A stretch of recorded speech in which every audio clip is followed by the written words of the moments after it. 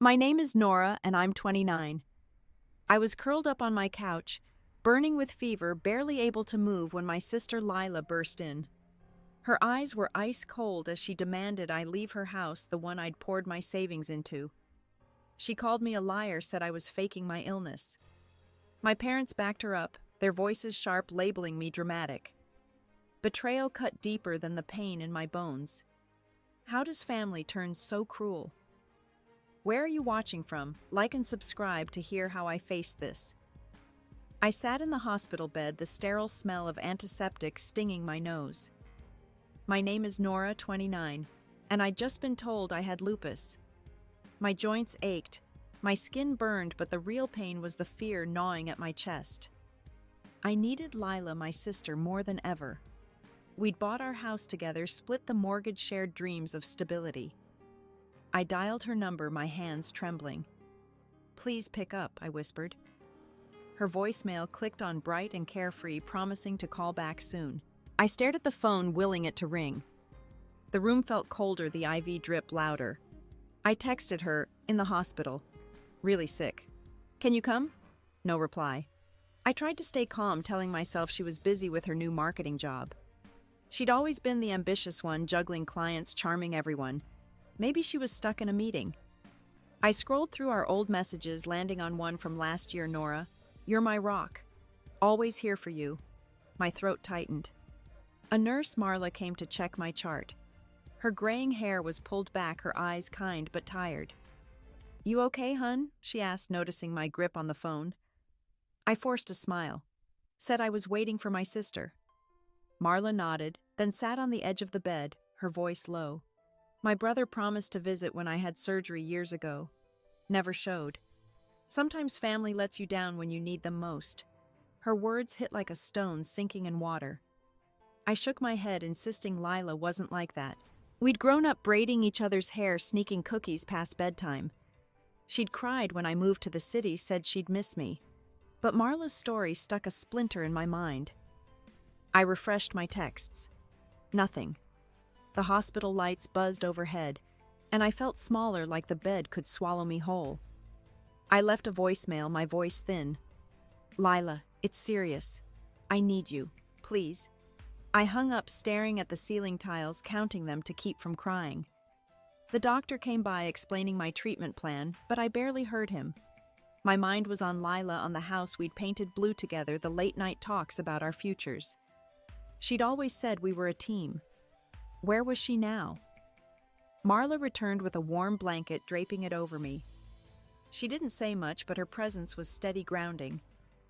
I asked her if she ever forgave her brother. She shrugged, said it took time, but you learn who's really there. I nodded, but my stomach twisted. Lila wasn't like that. She couldn't be. I checked my phone again, the screen blank. By evening, I was discharged with a stack of prescriptions and a follow-up appointment. I took an Uber home, my body heavy, my mind racing. The driver asked if I was okay, and I mumbled a yes, staring out the window at the city lights blurring past. I kept picturing Lila's face, her wide smile when we signed the mortgage papers. We'd hugged, promised to make the house our haven. Now that memory felt fragile, like glass ready to crack. I got home, the house quiet, Lila's shoes missing from the entryway. I called her again, no answer. I sank onto the couch, my medication bag spilling onto the floor. Marla's words echoed, "Sometimes family lets you down." I pushed them away, but doubt crept in, cold and sharp. I texted Lila one last time, "I'm home. Really need to talk." The message sat there unread as the silence grew louder. The next morning, I woke to the ache in my joints, sharper than yesterday. My phone was still silent, no word from Lila. I dragged myself to the kitchen, hoping coffee might clear the fog in my head. The house felt too big, the silence heavy.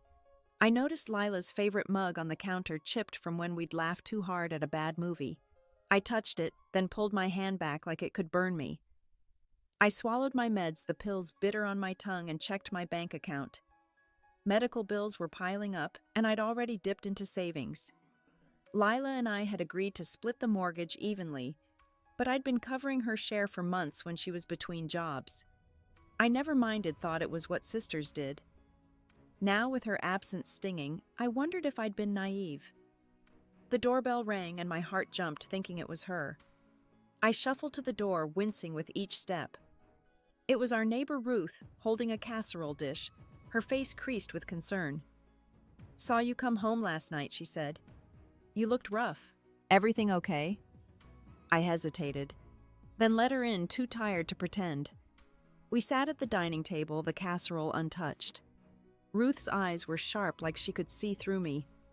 I admitted I was sick, that Lila hadn't shown up at the hospital. Ruth's lips tightened.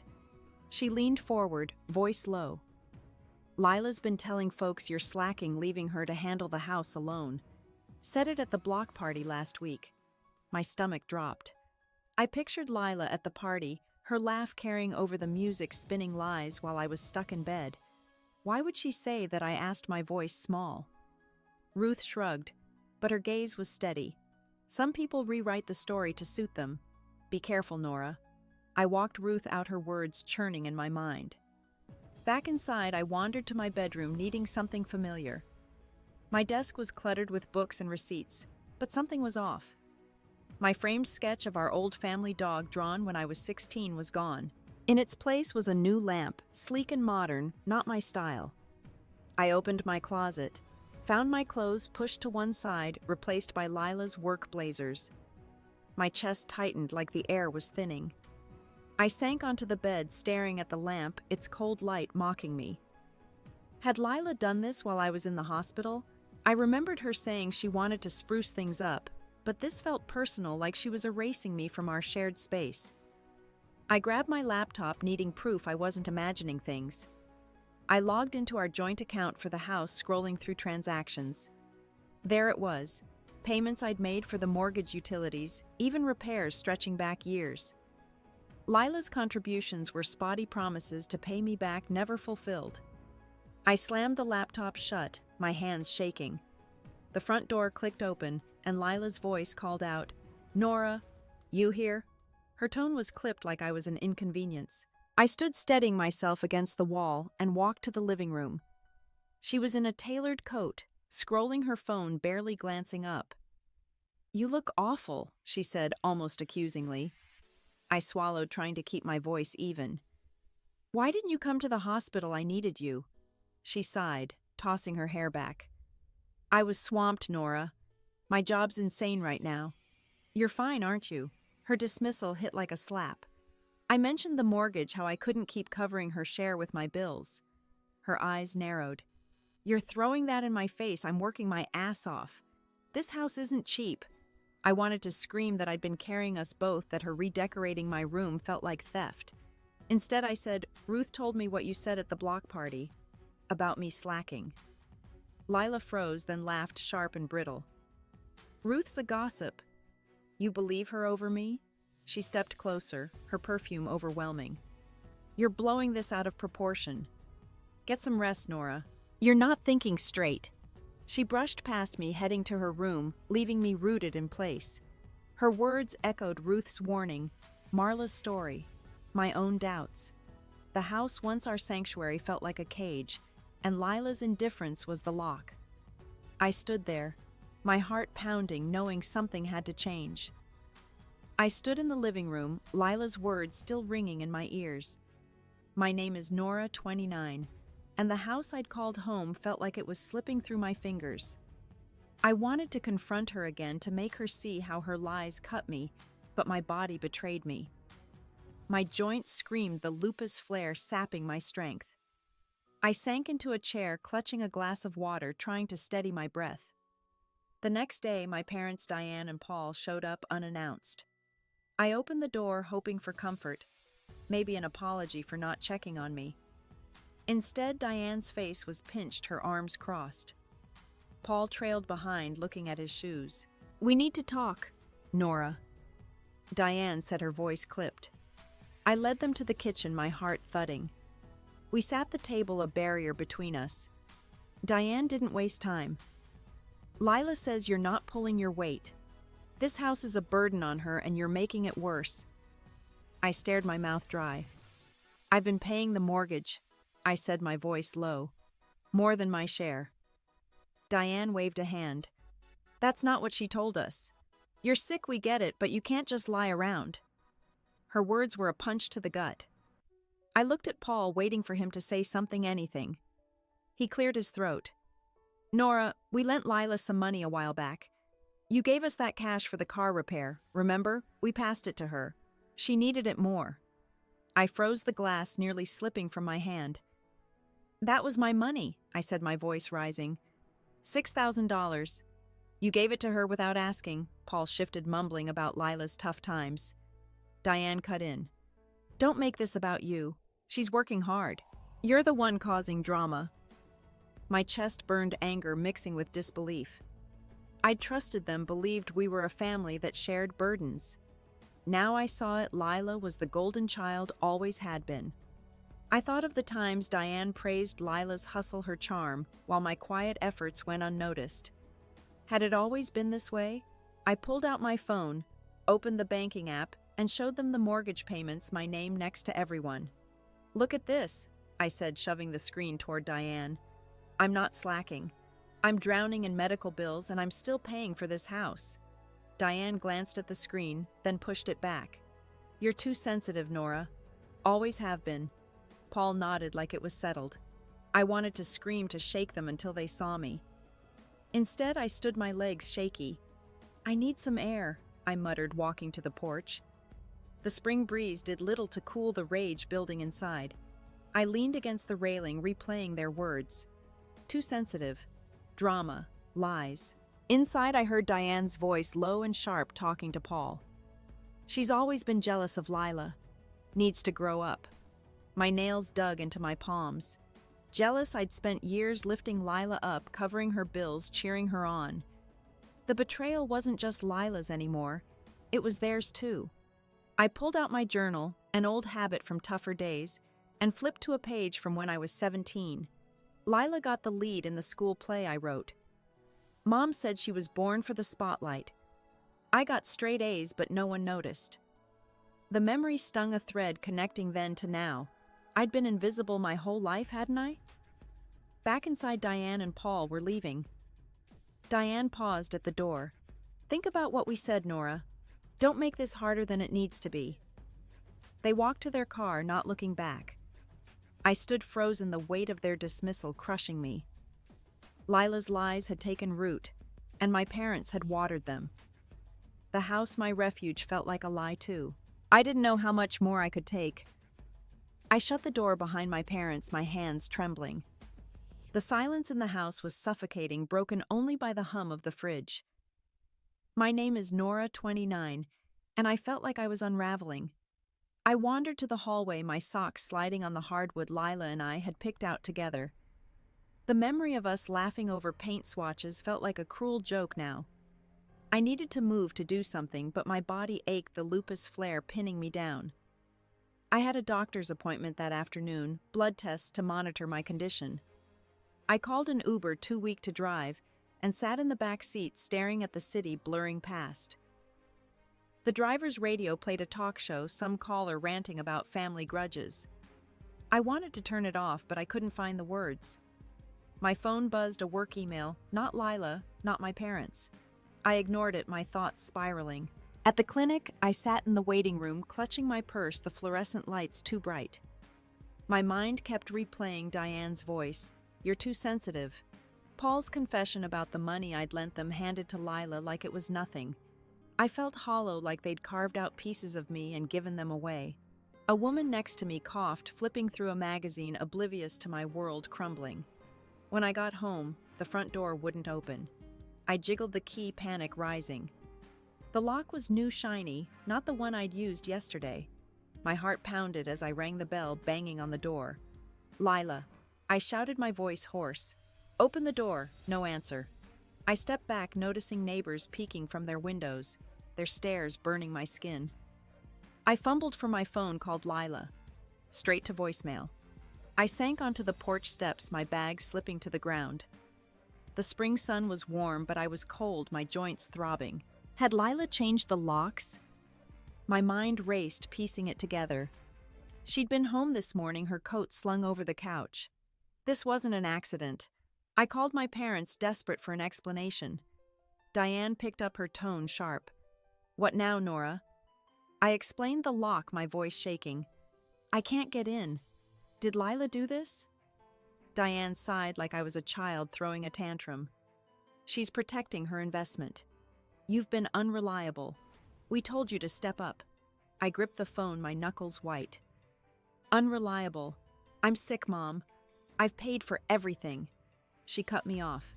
Stop exaggerating. We're done with this. She hung up, and I stared at the phone, my breath shallow. The neighbors' whispers carried over their pity, worse than their judgment. I wanted to disappear, to erase myself from this moment. My phone buzzed a text from my childhood friend Sadie. Heard you were locked out. I'm coming over. Stay put. I didn't reply, too numb to feel relief. Sadie arrived, her car pulling up fast. She hugged me, her perfume familiar, grounding. What the hell is Lila doing? She asked, her eyes fierce. I shook my head, unable to speak. Sadie knelt beside me, her voice soft. She's been telling people you're a mess, Nora. Said you're jealous, trying to sabotage her. I saw it online, her posts. My stomach twisted. Online, I hadn't checked social media, too consumed by doctor visits and bills. Sadie showed me her phone, Lila's posts, painting me as lazy, ungrateful, a burden. Each word was a knife slicing deeper. I remembered Lila's laugh, her charm, how easily she won people over. She'd turned that against me, and my parents had nodded along. Sadie offered to take me to her place, but I couldn't move, rooted to the steps. The house loomed behind me, its blue paint mocking our old dreams. I thought of the mortgage papers, my signature next to Lila's, the trust I'd poured into this life. Now I was locked out, humiliated, my family's betrayal, a weight I couldn't carry. My phone vibrated, Lila's name on the screen, but I couldn't answer. The pain was too raw, the truth too heavy. I was still on the porch steps, Lila's unanswered call burning a hole in my pocket. My name is Nora, 29, and the world felt like it was collapsing around me. Sadie sat beside me, her hand on my shoulder, but I barely felt it. I'd saved a voicemail from Lila, one I hadn't played yet, caught by accident when she thought she'd hung up. I pressed play, my heart racing. Her voice was low, smug. Once Nora's out, I'm selling. She's too weak to fight me. My breath caught the words slicing through the fog of my illness. Selling our house. The one I'd paid for, sweated over, loved. I stood pacing the porch, Sadie watching, wide-eyed. I need to talk to her, I said, my voice sharp. Sadie nodded, grabbing her keys. Let's go to the family dinner tonight. Confront her there. I agreed, adrenaline drowning my pain. We drove to my parents' house, the familiar street lined with oak trees. My stomach churned, but I clutched a folder of evidence, bank statements, mortgage records, that damning voicemail. Inside the dining room was warm, the table set with Diane's good china. Lila sat at the head, laughing with my cousin Tessa, her charm on full display. Diane and Paul bustled in the kitchen, the smell of roast chicken filling the air. No one noticed me at first. I cleared my throat, standing in the doorway. Lila's smile faltered, but she recovered, waving me over like nothing was wrong. Nora, you made it. Sit. I didn't move, my folder heavy in my hands. I need to say something, I said, my voice steady despite the tremor in my chest. Everyone turned, the room quieting. Diane stepped in, frowning. Not now, Nora. Let's eat. No, I said louder. This can't wait. I opened the folder, holding up a bank statement. I've paid the mortgage for years, Lila. Every month, even when you didn't. I played the voicemail, her voice echoing in the silent room. Once Nora's out, I'm selling. Gasps rippled through the table. Tessa's jaw dropped, her fork clattering. Lila's face went pale, then red.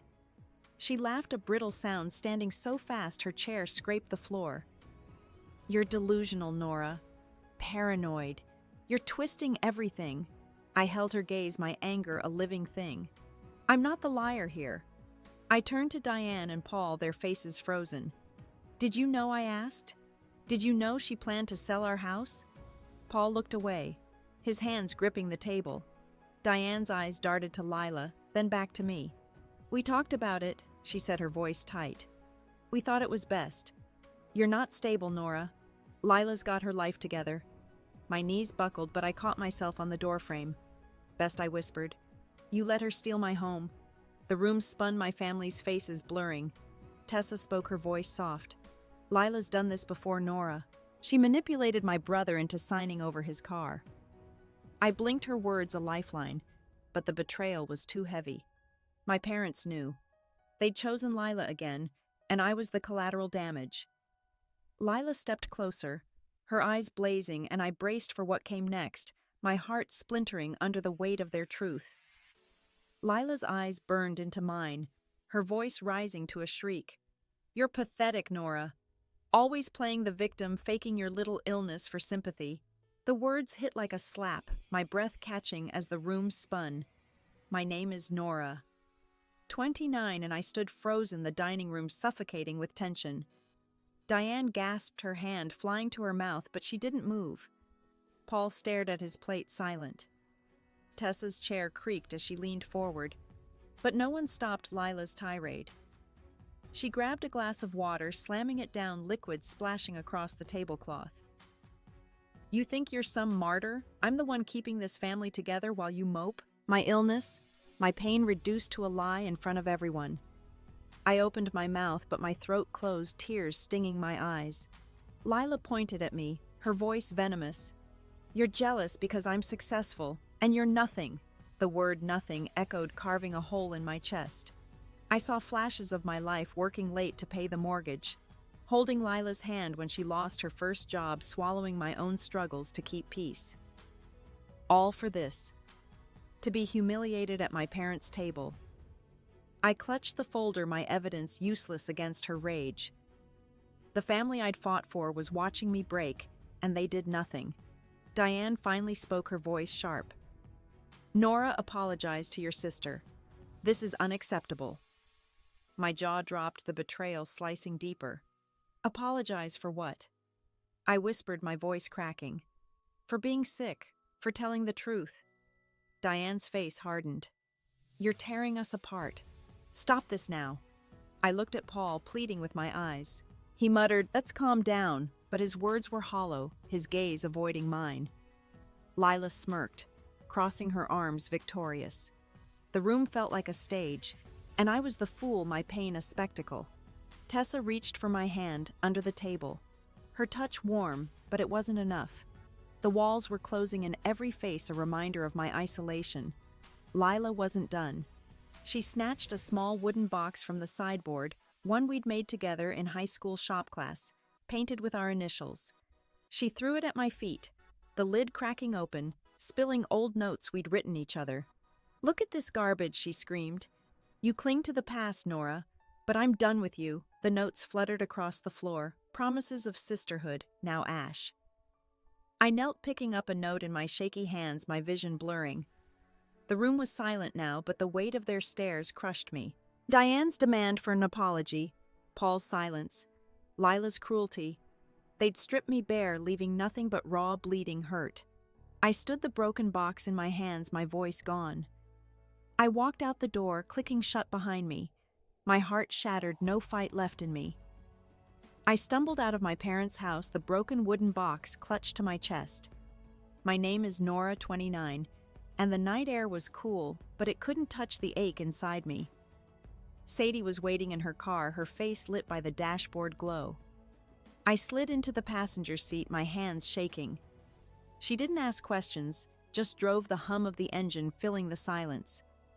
I stared at the box, our initials carved into the wood, now splintered like my trust. At Sadie's apartment, I collapsed onto her couch, the world heavy on my shoulders.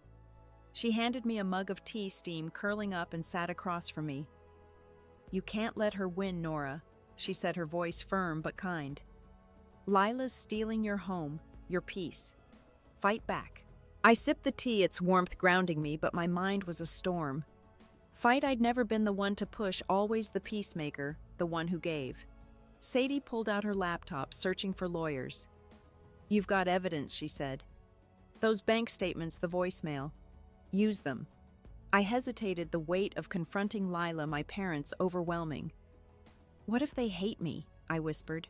Sadie leaned forward, her eyes steady. "They've already hurt you. What's left to lose?"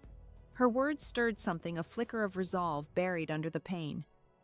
I thought of the house my savings poured into its walls, the dreams Lila and I had shared. I couldn't let her erase me. I nodded, my voice quiet. "Okay, let's find someone." Sadie smiled, scrolling through listings, and landed on a lawyer named Karen, whose profile mentioned fighting for underdogs. "Perfect," Sadie said, dialing. Karen's office was small, tucked above a bakery, the scent of fresh bread drifting through the waiting room. I sat across from her, my folder of evidence spread out, the broken box on my lap. Karen, mid-40s with sharp eyes and a warm smile, listened as I poured out the story. Lila's lies, the lockout, my parents' betrayal, the dinner. My voice cracked, but I kept going, each word unearthing my strength. She flipped through my bank statements, her pen tapping the table. "You've got a strong case, Nora. You've paid the majority of the mortgage, and that voicemail is gold. We can demand your equity, maybe more." She paused, meeting my gaze. "But this'll get messy. Family fights always do." "Are you ready?" I swallowed, picturing Lila's sneer, Diane's cold dismissal. My fingers traced the box's cracked edge. "I'm ready," I said, my voice firm. Karen's story came next, unprompted, like she sensed my fear. "My sister tried to cheat me out of our parents' estate," she said, her tone matter of fact. "I fought her in court, won, but it cost me our relationship. You'll lose something, Nora, but you'll gain yourself." Her words landed deep, a mirror to my own crossroads. I nodded, a quiet fire growing inside me. Back at Sadie's, I lay awake, the couch, lumpy but safe. I opened the box, pulling out a note Lila wrote when we were kids. "Nora, you're the best sister ever." The memory hurt, but Karen's voice echoed, "You'll gain yourself." For the first time, I saw a path forward, not just survival, but reclaiming what was mine.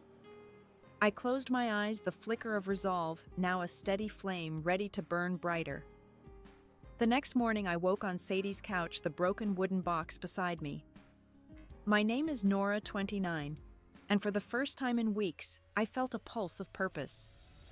My lupus flare hadn't eased, but Karen's words had lit a spark. I showered the hot water, loosening my joints, and dressed in a sweater I hadn't worn in months, one I'd bought for myself, not to please anyone else. Sadie was already up brewing coffee. "You look different," she said, grinning. I felt it too. I called Karen, confirming our plan. We'd start by freezing the utilities and halting mortgage payments, forcing Lila to face the consequences. I dug through my emails, finding a bank statement buried in my inbox, one I hadn't noticed before. It showed Lila withdrawing from our joint account for home upgrades while I was in the hospital. Thousands gone without a word. My jaw clenched, but instead of despair, I felt clarity. She'd crossed a line I couldn't ignore. At Karen's office, we drafted an email to Lila. I typed, my fingers steady, detailing every payment I'd made, attaching the voicemail and bank records. "This stops now," I wrote. "The utilities are off, and I'm done covering the mortgage. You want to sell, face me in court." Karen reviewed it, nodding. "Direct, airtight. Send it." I hesitated, picturing Lila's face, her charm twisting my words. Then I hit send, my breath catching a weightlifting. My phone rang minutes later. Lila's voice was shrill, furious. "You're sabotaging me. You can't do this." I stood in Karen's office, the bakery's warmth seeping through the floorboards, and kept my voice calm. "I already did, Lila. You locked me out. You lied. I'm done." She sputtered, threatening to sue, but I hung up, my heart racing. Karen smiled, a glint in her eye. "That's my girl." Back at Sadie's, I felt restless, needing to do more. I opened my laptop, drafting a message to our extended family. I'd always stayed quiet, letting Lila shine, but no more. I attached screenshots of the bank statements, the voicemail transcript, and wrote, "This is the truth. Lila's trying to sell our house, and our parents knew. I'm fighting for what's mine." I sent it to aunts, uncles, cousins, my fingers trembling but sure. The silence that followed was deafening, but it felt like freedom. Ruth, our neighbor, texted me. Heard what's happening. I saw Lila change the locks. I'll back you up if you need me. Her support, small but real, steadied me. I pictured her watching from her porch, her quiet strength a contrast to Lila's chaos. I replied thanking her and felt a knot loosen in my chest. I wasn't alone. That evening I sat with Sadie eating takeout on her balcony, the city lights sprawling below. She asked how I felt. I thought of Lila's call, the email, Ruth's text. Like I'm finally standing up, I said, my voice soft but certain. Sadie raised her glass, a mock toast. To Nora, who's done playing small. I smiled, the first real one in weeks. I walked to the balcony's edge, the broken box in my hands. I didn't open it, didn't need to. The notes inside were memories, not chains. I set it down, my gaze fixed on the horizon. The city hummed alive, and I felt it in me too, a quiet strength no longer begging for love but claiming my own worth. I turned back to Sadie, my eyes clear, and nodded, ready for what came next. I stood on Sadie's balcony, the city's pulse steadying my own. My name is Nora, 29, and the email I'd sent to Lila, the frozen utilities, the family message, they were stones I'd thrown, and now I waited for the ripples. My phone stayed quiet, an eerie calm after Lila's furious call. I sipped cold coffee, my joints stiff, but my mind sharp, bracing for what came next. Sadie was at work. Her apartment a temporary refuge, the couch now my anchor. Mid-morning, a knock startled me. I opened the door to a policeman, his badge glinting in the hallway light. "Ms. Nora," he asked, voice neutral.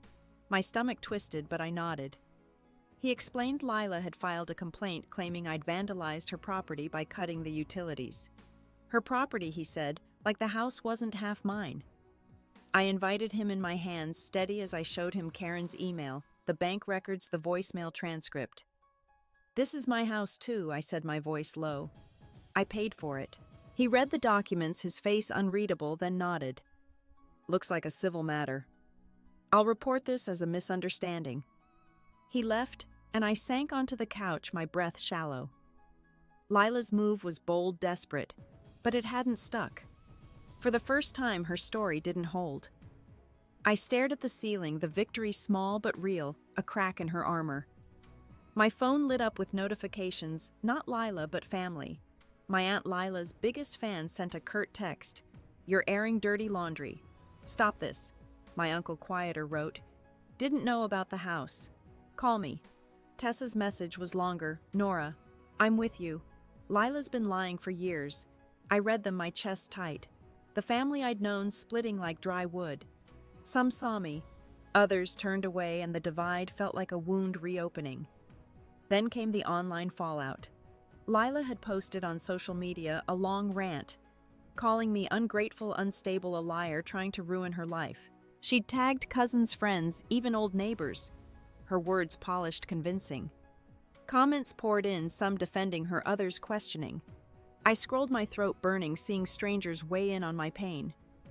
One post stood out, Tessa's public unflinching. "Lila's wrong. Nora's telling the truth. I've seen Lila twist stories before. Trust Nora." I set the phone down, my hands cold. Tessa's words were a lifeline, but the public spectacle was a weight. I'd wanted truth, not a circus. I walked to the kitchen, pouring water, the glass cool against my palm. The apartment was quiet, but my mind roared with voices. Lila's lies, Tessa's support, the policeman's neutrality. I'd shifted the ground, but the cost was this chaos. My private hurt, now a public fight. A new email arrived, not from family, but a local reporter named Jenna. She'd seen Lila's posts, Tessa's response, and wanted to interview me about family disputes over property. Her message was polite, professional, but it shook me. My story.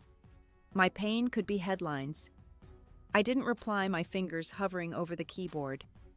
The world was watching, and I felt exposed, my resolve tested by the noise I'd unleashed. I sat the water untouched, my heart caught in the stillness of what I'd started. I sat in Sadie's kitchen, the reporter's email unanswered, my reflection faint in the glass of water. My name is Nora, 29, and the ripples of my actions were spreading, pulling me into a current I couldn't control. The apartment was still, but my mind churned Lila's online lies clashing with Tessa's defense. I wanted to shut it all out, but the truth I'd fought for was now a storm, and I was at its center. Karen called, her voice calm but urgent. "We've got traction, Nora. The bank's frozen the mortgage account, and Lila's been served notice to vacate or face court. You'll get your equity, maybe damages." I nodded, though she couldn't see my throat tight. It was what I'd wanted, but the victory felt hollow, like winning a game no one else played fair. I thanked her, hanging up my fingers, tracing the table's grain. A letter arrived that afternoon, slipped under Sadie's door, my name scrawled in Paul's shaky handwriting. I opened it, my heart thudding. "Nora," it read, "I should have spoken up. I knew Lila was wrong, but I didn't want to fight. I'm sorry." The words were simple, raw, but they landed like a stone. My father, who'd sat silent as Lila tore me apart, was reaching out now when it was too late. I folded the letter, tucking it into my pocket, unsure if I could forgive. My phone buzzed again, not family, but Ruth the neighbor. She'd sent a photo, Lila's car packed with boxes parked outside our house. "She's moving out," Ruth wrote. "Looks rattled." I stared at the image, Lila's silhouette blurred in the driver's seat. The woman who'd locked me out, who'd called me nothing, was leaving. I waited for relief, but it didn't come. Instead, I felt a strange ache, like losing something I'd already mourned. I walked to the window, the city skyline sharp against the dusk. My aunt texted again, her tone softer. "Call me when you're ready." Others stayed silent, their absence louder than words. Lila's social media had gone quiet, her last post buried under Tessa's truth. The family I'd known was fracturing, some turning toward me, others away, and I stood in the middle, exposed, my pain no longer private. That evening I found a package at Sadie's door, no note, just my name. Inside was a book, dog-eared one I'd lent my mother years ago, a novel about sisters finding their way. Diane's handwriting was on the title page, "For Nora, keep reading." It was her way of reaching out, but it felt like a gesture too small, too late. I set the book down, my chest heavy, the weight of their half-apologies pressing against my resolve. I sat on the couch, the letter and book beside me, the city's hum distant. I'd won the house, exposed Lila's lies, but the cost was this quiet unraveling. My family's faces flashed in my mind, their voices muted, their love conditional. I'd fought for my truth, but now I carried its shadow, the ache of a home I couldn't return, to a family I no longer knew. I closed my eyes, the silence thick, my heart settling into a bruised stillness. I moved into my new apartment, a small one-bedroom with creaky floors and a view of a quiet street. My name is Nora, 29, and the space was mine, no echoes of Lila or the house we'd shared. I unpacked slowly, my joints still tender from the lupus, but each box felt like a step toward something new. I hung a thrift store mirror, its frame chipped but sturdy, and caught my reflection, tired eyes, but a hint of calm I hadn't seen in months. The apartment was bare, just a couch, a table, and a mattress, but I didn't mind. I painted the walls a soft green, a color I'd always loved but never chosen, afraid it was too bold. Now it felt right, like claiming a piece of myself. I set up a corner for my books, stacking them carefully, their spines a patchwork of stories that had carried me through darker days. Marla, the nurse from the hospital, had recommended a therapist, and I started sessions, meeting virtually from my new kitchen. The therapist, a woman named Claire, had a voice like a warm blanket. She asked about my anger, my grief, the family I'd lost. I told her about the dinner, Lila's screams, my parents' silence. Claire listened, then said, "You're rebuilding, Nora. Not just a home, but you." Her words settled deep, a truth I was beginning to feel. One afternoon, I walked to a nearby market, the air crisp with early fall. I bought a pot of marigolds, their orange petals bright against the gray sidewalk. I'd never gardened, but I remembered my grandmother's backyard, her hands in the soil, humming old songs. She'd died when I was young, but her quiet strength lived in me now. I placed the marigolds by my window, their roots a promise of growth. Back home, I sat at my table, sipping tea, the steam curling in the light. I thought about Claire's questions about what home meant now. The house with Lila had been a dream, but it was built on trust that wasn't mutual. This apartment, small and imperfect, was mine alone, a space where I could breathe. I opened a notebook, jotting down things I wanted to paint more, to cook recipes I'd never tried, to live without apologizing for my pain. Ruth, my old neighbor, stopped by, bringing a loaf of her homemade bread. We sat on my couch, the bread warm between us, and she talked about her own move years ago, leaving a toxic marriage. "You're stronger than you know," she said, her eyes crinkling. I smiled, not fully believing her, but wanting to. She left, and I broke off a piece of bread, its crust crisp, its center soft. It tasted like kindness, like possibility. I looked around my apartment, the green walls glowing in the afternoon sun. My phone was quiet. No family texts, no drama. The silence wasn't heavy anymore. It was space to grow. I touched the marigolds, their petals soft under my fingers, and felt my breath slow, a rhythm of peace I was learning to trust. I woke early, the apartment bathed in soft dawn light. My name is Nora, 29, and the quiet felt like a gift, not a weight. I slipped on a jacket and walked to a nearby park. My steps slow, the lupus ache a dull hum. The park was small, just a few benches and a pond, but it was enough. I sat watching ducks glide across the water, their ripples steady, unhurried. My breath matched their rhythm, a calm I hadn't known I could find. Tessa texted, inviting me to a family gathering, one Lila wouldn't attend. I hesitated, my thumb hovering over the screen. The memory of the dinner, the broken box, lingered, but Claire's voice echoed, "You choose who you let in." I typed a reply, agreeing to go. My heart cautious but open. The park's air was cool, carrying the scent of damp grass, and I felt a shift, like shedding an old skin. That evening I drove to Tessa's house, the streets familiar but new through my changed eyes. The gathering was small, just cousins and an uncle, faces I'd known forever, but hadn't truly seen. They hugged me, their warmth tentative, like they were meeting me for the first time. We ate soup and cornbread, the conversation light, no mention of Lila or the house. Tessa caught my eye across the table, her smile quiet, steady. I didn't need words to know she understood. Later we sat in her backyard, string lights glowing above us. My uncle asked about my new place, his voice gentle, not probing. I told him about the green walls, the marigolds, the way the light hit my mirror each morning. He nodded, his eyes crinkling. "Sounds like you're building something real, Nora." I smiled, the words settling deep, a truth I was starting to own. Driving home, I passed a street vendor selling notebooks, their covers bright against the night. I stopped, buying one with a simple blue design, no frills. At my apartment, I sat at my table, the notebook open, and wrote a letter to my younger self. "You trusted too much," I wrote, "but that's not weakness. You'll learn to trust yourself." The pen moved slowly, each word, a release not of anger but of expectation. I thought of my parents, their letter, their book, their silence since. I didn't hate them, not anymore. They were human, flawed, caught in their own story. I didn't need their approval to keep going. The notebook closed with a soft thud, and I placed it beside my bed, a small act of closure, a promise to carry forward. Before sleep, I watered the marigolds, their petals catching the lamplight. The apartment was still, the world outside humming faintly. I stood by the window, my reflection faint in the glass, and felt a quiet strength, not loud or fierce, but steady, like the ducks on the pond. I turned off the light, my breath, even the calm, wrapping around me like a blanket, ready for whatever came next.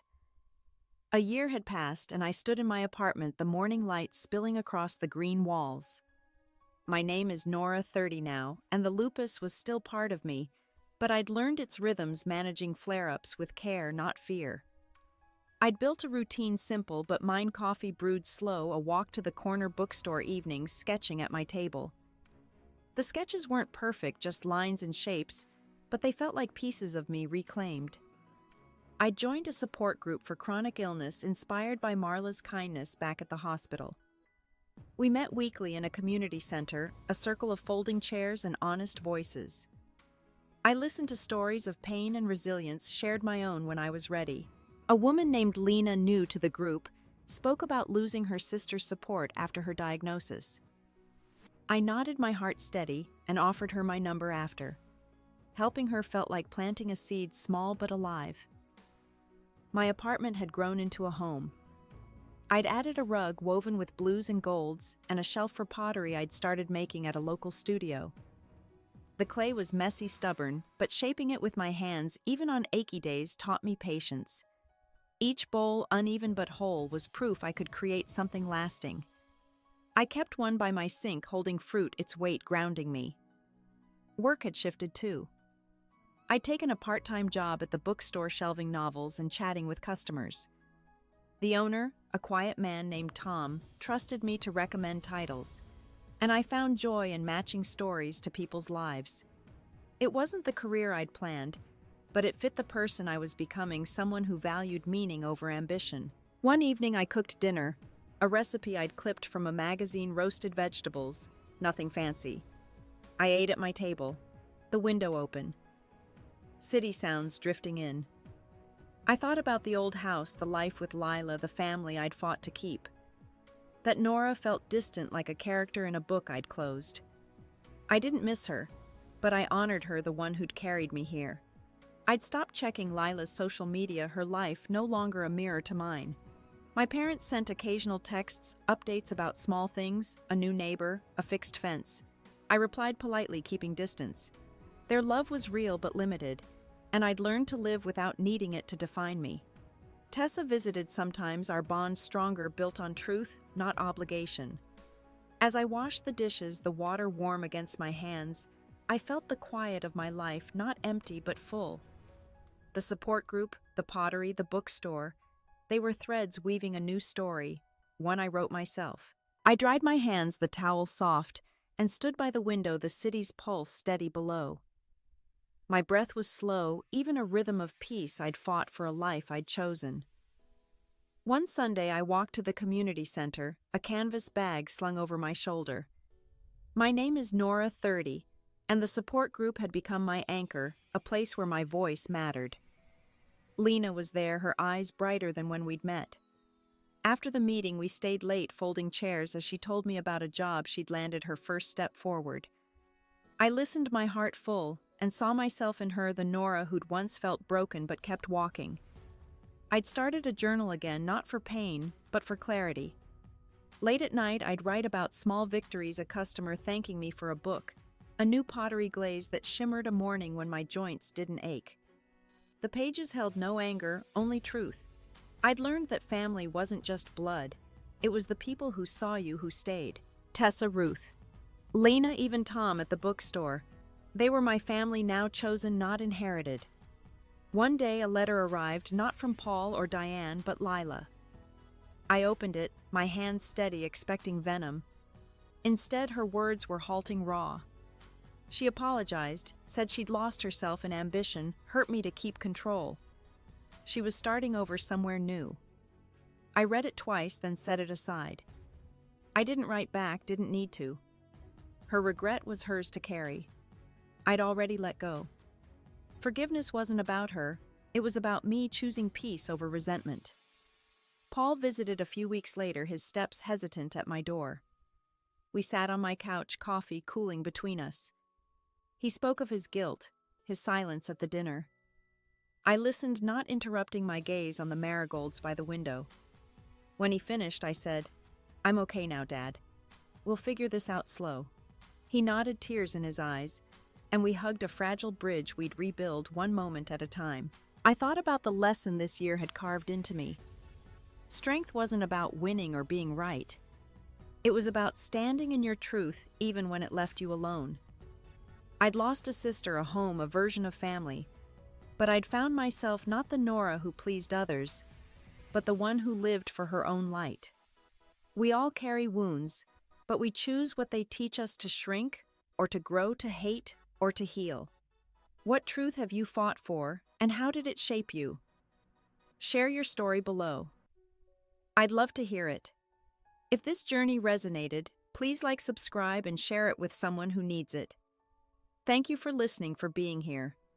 May you find your own peace, your own light, wherever your path leads.